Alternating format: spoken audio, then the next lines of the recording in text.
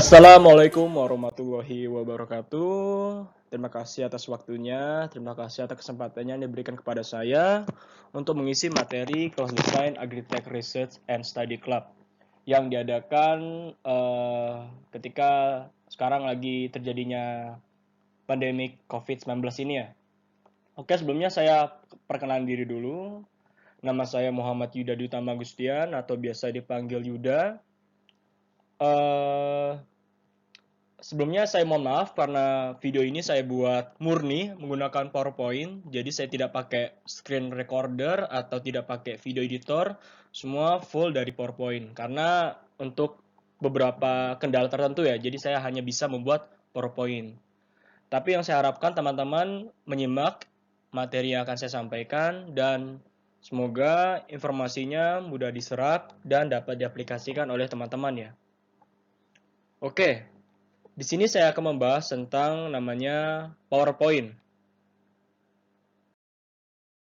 Apa itu PowerPoint? Nah, PowerPoint ini kan terdiri dari dua kata ya, power dan point. Power. Power di sini artinya kekuatan. Nah, kekuatan apa sih yang ingin kita tunjukkan pada PowerPoint ini? Kekuatan yang kita ingin tunjukkan ialah kekuatan dari poin, yaitu poin-poin dari informasi yang kita sampaikan, poin-poin dari gagasan yang kita sampaikan kepada audiens.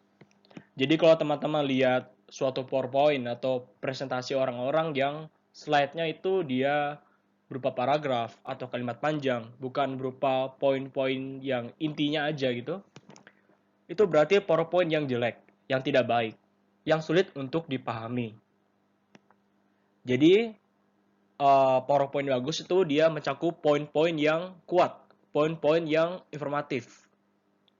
Nah, tentunya kita harus paham nih, PowerPoint yang bagus itu seperti apa. Nah, PowerPoint yang bagus itu seperti apa? Oke. PowerPoint yang bagus itu mencakup 3 poin utama. Yang pertama adalah ringkas. Jadi, informasi yang disampaikan itu ringkas, padat, dan jelas. Tidak bertele-tele, tidak panjang, tidak seperti kita baca koran ya, beda ya. Karena kalau tidak ringkas atau akan terlalu panjang, audiens sulit memahami. Jadi audiens itu cukup melihat yang poinnya aja. Nanti kayak penjelasan lebih lengkapnya bisa dijelaskan oleh presentator.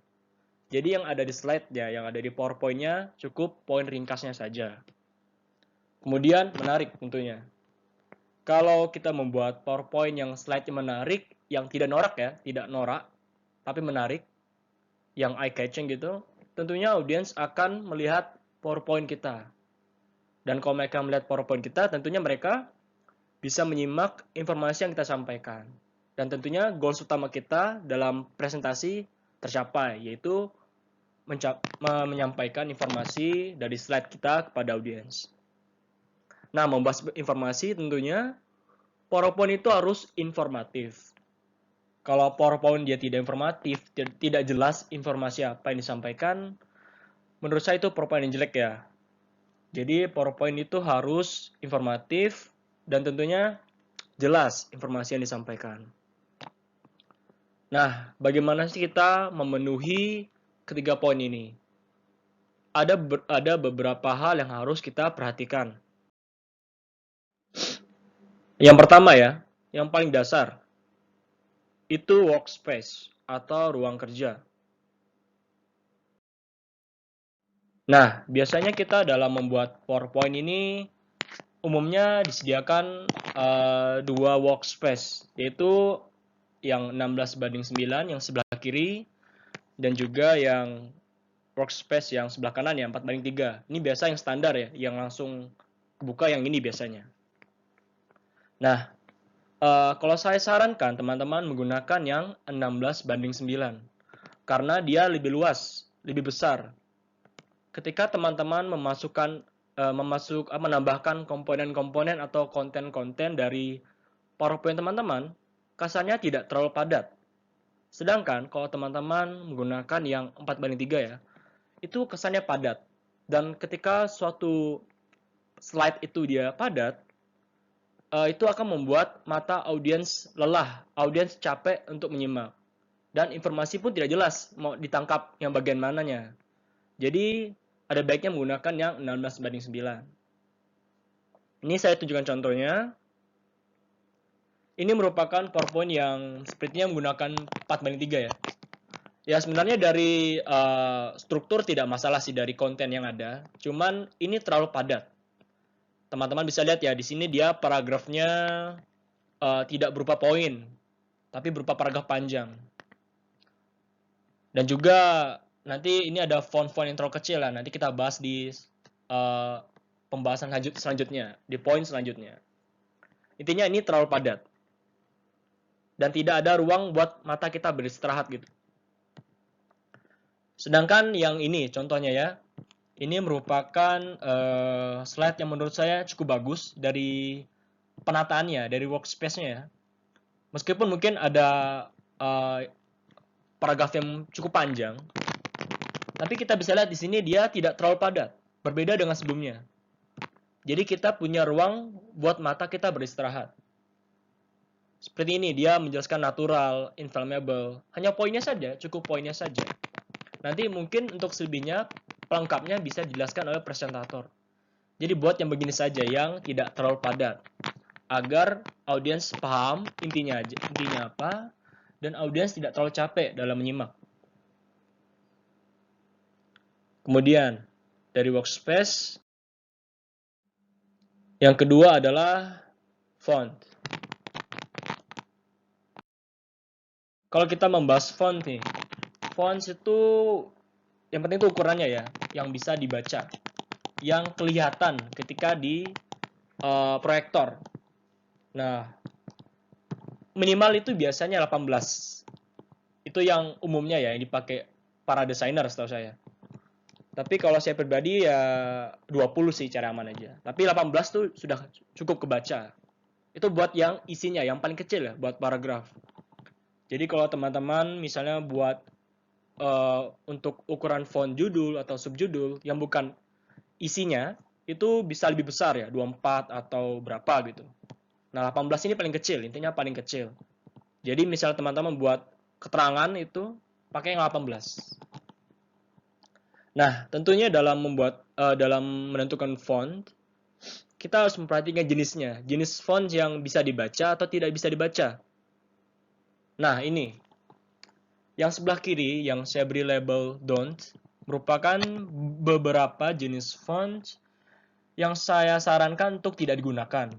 Karena dia shape-nya tidak jelas ya. Jadi agak sulit bagi audiens untuk menyimak informasi yang kita sampaikan. Berbeda dengan yang di sebelah kanan, yang do ini. Seperti Calibri, Arial, Berlin Sans, dan lain-lainnya yang kategori font serif atau sans serif ya. Kalau teman-teman download fonts biasanya, font-font ini yang digunakan. Kalau saya pribadi biasa menggunakan Calibri. Tapi untuk beberapa dosen saya lihat ada yang menggunakan Berlin Sans. Jadi ada baiknya menggunakan fonts yang biasa aja, yang jelas, yang tegas. Jadi audiens itu paham informasinya. Energinya tidak terkuras untuk memahami bentuk fontnya. Jadi langsung paham apa yang disampaikan, bisa dibaca jelas, langsung tercapai lah tujuan kita untuk menyampaikan informasi. Nah ini contoh kalimat ya. Ini kalimat COVID-19 merupakan virus yang berbahaya. Saya pakai font yang jelek, pakai font yang saya tidak anjurkan, yaitu font Algeria setahu saya.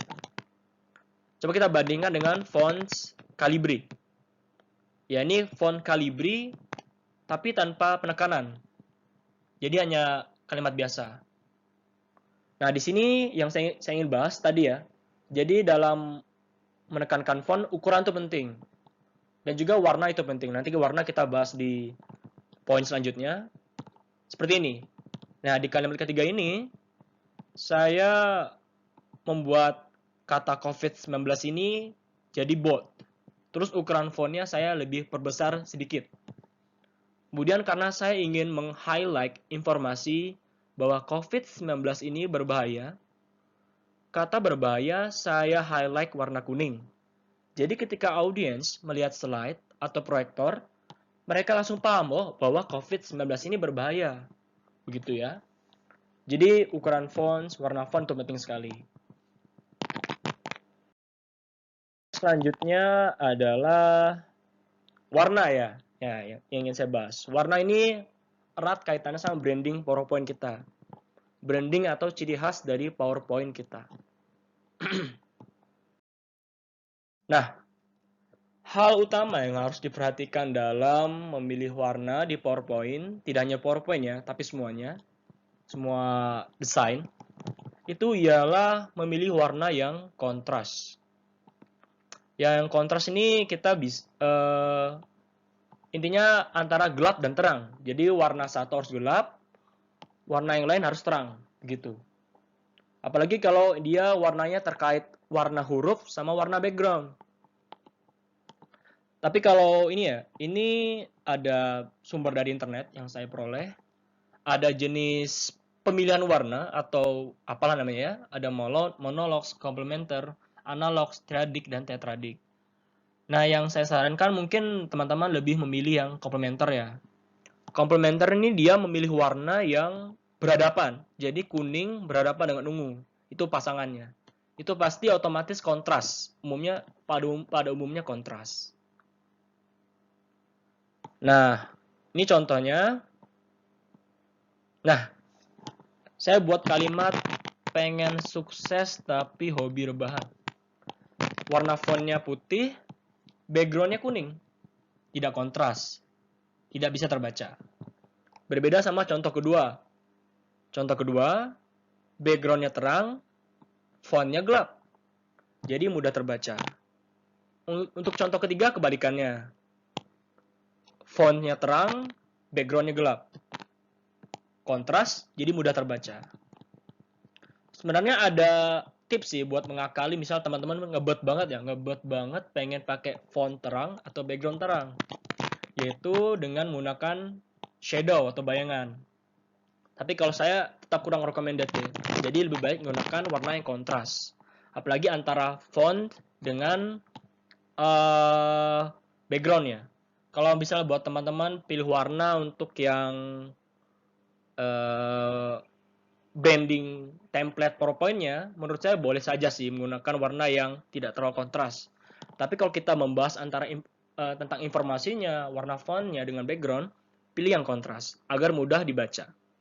Nggak bikin mata sakit lah istilahnya ya.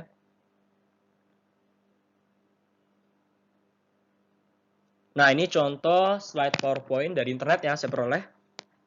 Ini dia yang kontras. Nah, teman-teman bisa lihat ya, di sini dia warna template-nya tidak terlalu kontras, tapi ya sebranding ya, sejenis ya, warna pink dengan warna ungu kebiruan, biru keunguan. Tapi di sini kita bisa lihat teksnya, informasinya itu dia putih, fontnya warna putih. Jadi kontras dengan backgroundnya, jadi mudah dipahami. Dan juga teman-teman bisa lihat nih, yang di slide urutan kedua di atas, tengah-tengah ya, paling atas, itu ada gambar orang. Nah, itu nanti akan ada kaitannya dengan topik yang akan saya bahas selanjutnya. Yaitu gambar. Bagaimana kita membuat PPT yang eye-catching. Nah, wah ini kita lihat yang bening-bening dulu ya. Ini pacar saya, bukan pacar saya, maaf salah. Bercanda. Jadi yang ingin saya beritahu di sini ialah dalam memilih gambar, kita harus menggunakan namanya hierarki kiri dan tentu gambar yang SD agar ada kesan pop out. Apa sih yang dimaksud kesan pop out di sini? Yaitu menonjol. Jadi gambar yang kita gunakan tuh ya nggak sekedar hiasan aja. Jadi ketika audiens lihat slide, dia lihat gambar kita. Nah, itu bisa macam-macam kita lihat bisa dari macam-macam lah.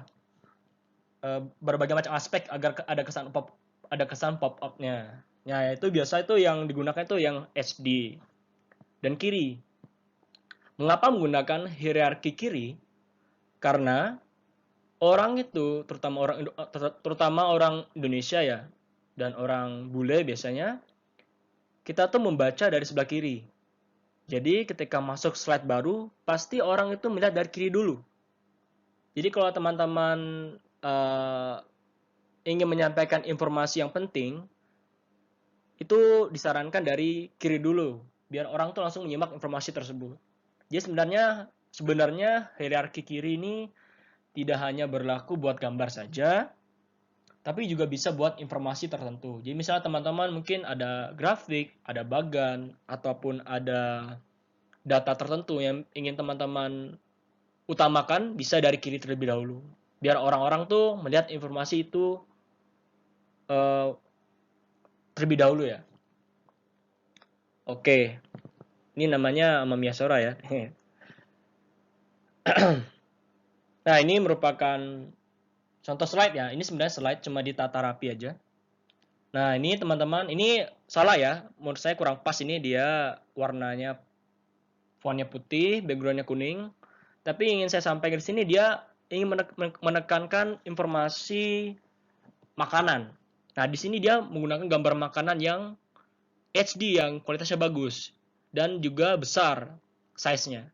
Jadi orang tuh langsung terpaku ke gambar tersebut. Ini juga teman-teman bisa lihat ya di fontnya, terutama yang font yang Chiloxi yang ada 47%-nya. Teman-teman bisa lihat dia pemilihan warnanya, gambarnya, ada ikonnya juga. Dan di sini mereka menggunakan hierarki kiri. Jadi orang-orang langsung paham informasinya. Oh, 27%. Oh, 47%.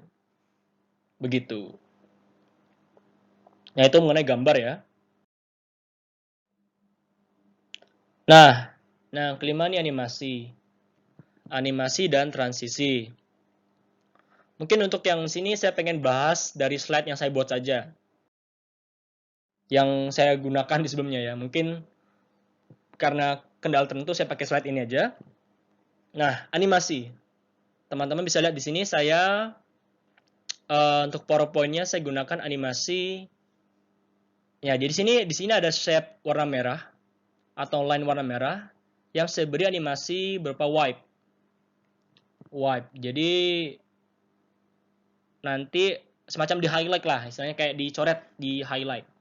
Nah, apa sih fungsi animasi di sini? Nah, di sini saya memberi animasi untuk kata power ini agar audiens itu fokus ke informasi powernya. Nah, setelah itu kan saya langsung beri animasi karakter di sini ya. Wah, di sini saya buat karakter JoJo anime ya. Nah, di sini saya memilih gambar yang ya orang kuat ya. Jadi kesannya nyambung lah dengan animasinya. Nah, di sini juga saya beri animasi ke bawah poinnya agar orang tuh langsung sekarang perhatiannya ke poin. Nah, gitu kan animasinya jelas.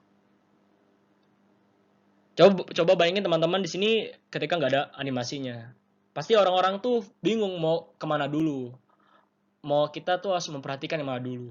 Sedangkan kalau ada animasi, kita bisa menjustifikasi ini dulu loh yang kamu harus perhatikan. Power dulu, baru poin gitu.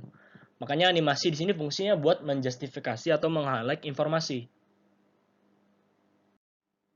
Nah, di sini saya setelah dari slide PowerPoint ini saya beri transisi geser ya, dorong ya. Apa namanya ya? Lupa saya. Nah, biar ada kesan yang mengalir gitu, kesan mengalir. Di sini saya backgroundnya warna kuning dan di sini juga warna kuning. Jadi kesannya tuh dia sebenarnya ini dua slide. Ini sebenarnya dua slide.